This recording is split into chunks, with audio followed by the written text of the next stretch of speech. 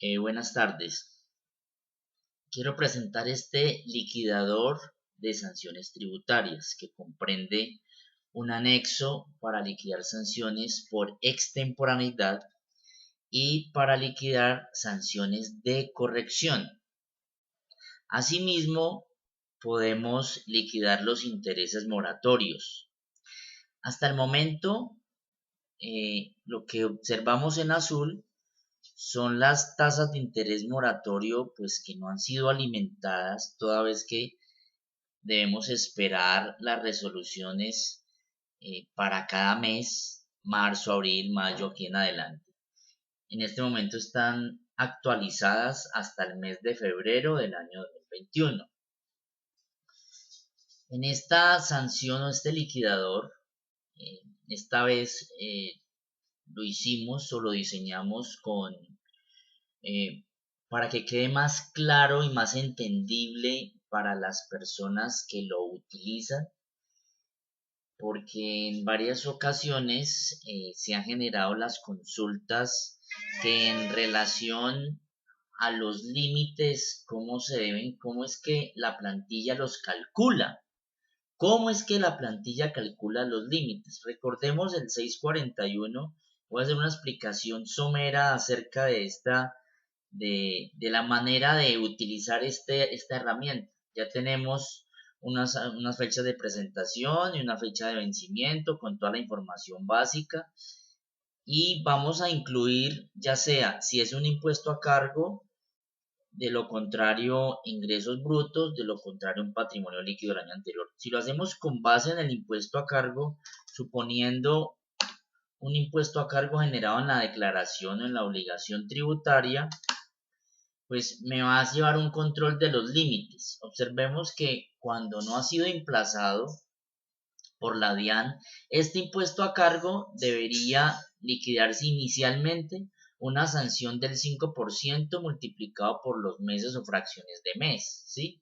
Que me daría una sanción de 12.500.000, pero esto obedece a un control de un límite en el caso de los que no les hayan proferido emplazamiento para declarar, pues hasta el 100% del impuesto a cargo. Y si fue emplazado, pues hasta el 200%. Ahora, aquí esto me indica, ¿qué me indica acá? En esta columna, en el caso del impuesto, esta fila me va a llevar el control de lo que me puedo tomar hasta donde puedo liquidar la sanción. Teniendo en cuenta de una sanción de 12.500.000, en este límite me está diciendo, mire, usted no se puede exceder de la sanción hasta 50, después de 50 millones de pesos. ¿Sí? En este caso, como es de 12.500.000, pues no va a haber ningún inconveniente. Igual pasa en el evento en que no hubiera impuesto a cargo, pero sí se generaron ingresos brutos en esa declaración. Hagamos entonces lo correspondiente, pero en esta casilla, ingresos brutos. También me hace un control teniendo en cuenta que la sanción inicial obviamente es del 0,5%, me da 12.500.000 porque estoy ingresando unos ingresos brutos de 500 millones de pesos, y me lleva un control para tomar un, una limitante que no se exceda, que esa sanción no pueda excederse de esta limitante. Si observamos aquí una sanción de 12.500.000, debo hacer también un control de esa limitación para que esa sanción no sea superior a esa limitación que establece el artículo 641 cuando sean ingresos brutos. Entonces, en ese sentido, me hace el control.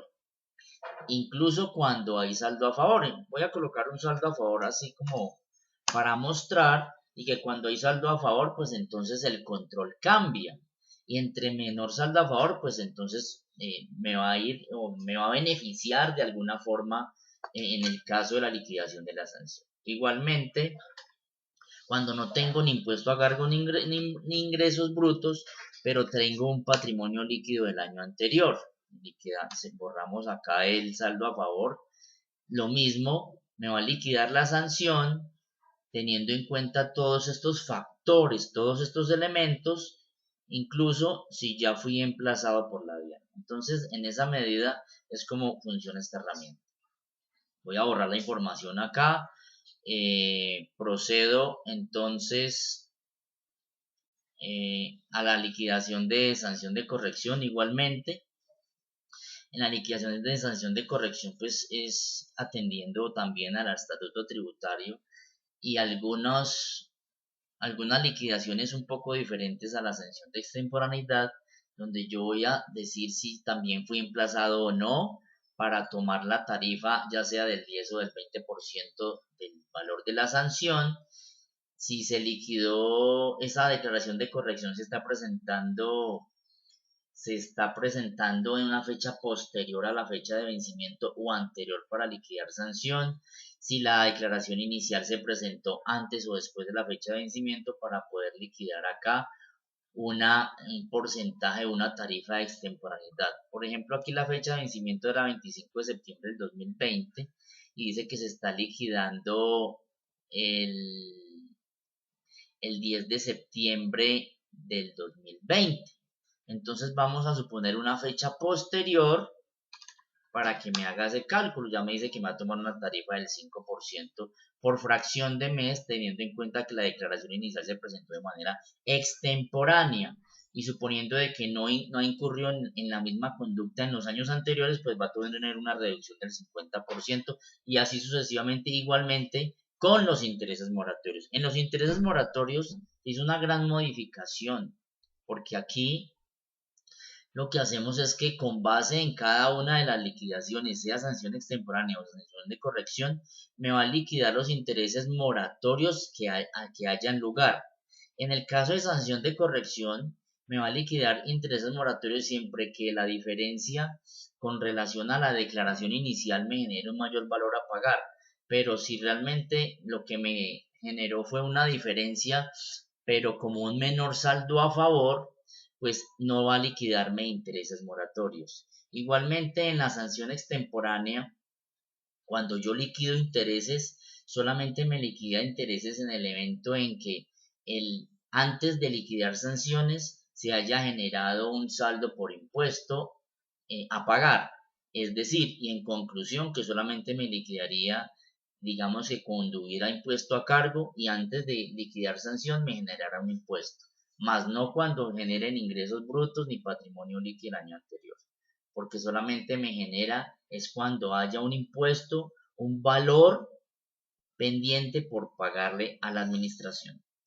Y con esto me liquida automáticamente los intereses moratorios, teniendo algo muy presente, y es con base en la circular externa 03 del 6 de marzo del 2013, que quiero hacer énfasis. Incluso voy a colocar por acá en negrilla este mensaje